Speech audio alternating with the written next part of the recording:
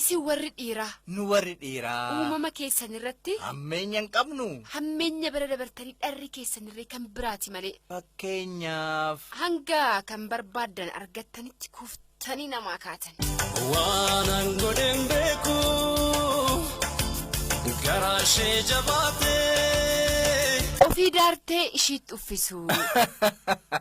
ofii beeloftee ishii quubsu tole yaa rabbi ofii gadditee ishii gammachiisu ofii hirriba dhabdee ishii immoo raffisu akkasi boo ofii qorritee isheedhaaf da'oo ta'u hin ga'uuka ofii jeeqamtee jennaan ishee tasgabbeessu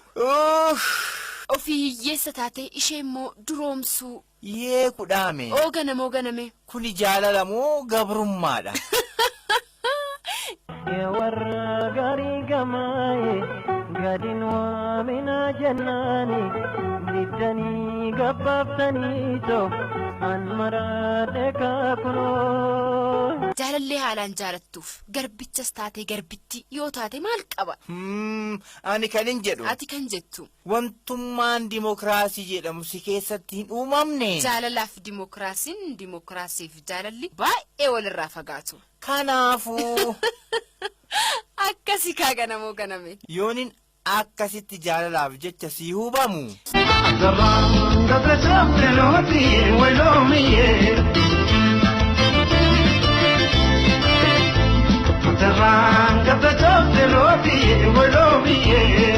deebiin sirraa argadhu immoo maalinni jechuufi eeyyen argatte dhageessaa ganamoo ganame oo kudhaame fakkeenyaafin of dhiyeesse malee baree akka nan jaalanne nan beeka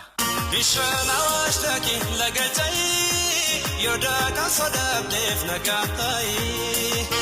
ati kan duutu kan jaalattuufi ishiinis anaaf du'uuf yoo kan qophoofte ta'e qofaadha garuu barii eeyyen garuu bar du'a ofii abbaatu du'ata malee kuwwan namaan du'aniim kanarratti tokko taane yaa kudhaame yaa ta'u malee sadarkaan jaalalaa hamma kana tarkaanfatus inni jira bare fakkeenyaaf isaan kalee waliif qoodan akka jiran beektaa yoo jettu hin jedhiniiti kaleen kee dhibamee jennaan guutummaa guututti qaama kee keessaa akka ba'u taasifama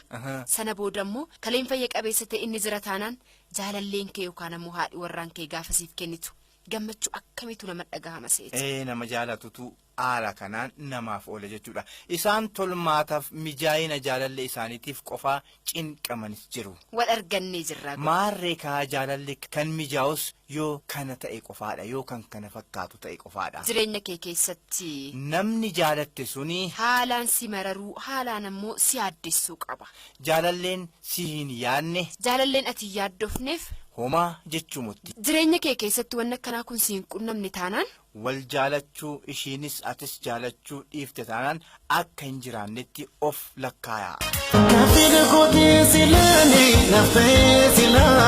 nafte Take kallen turu singar garbe Tokalati beriso dande bararu dande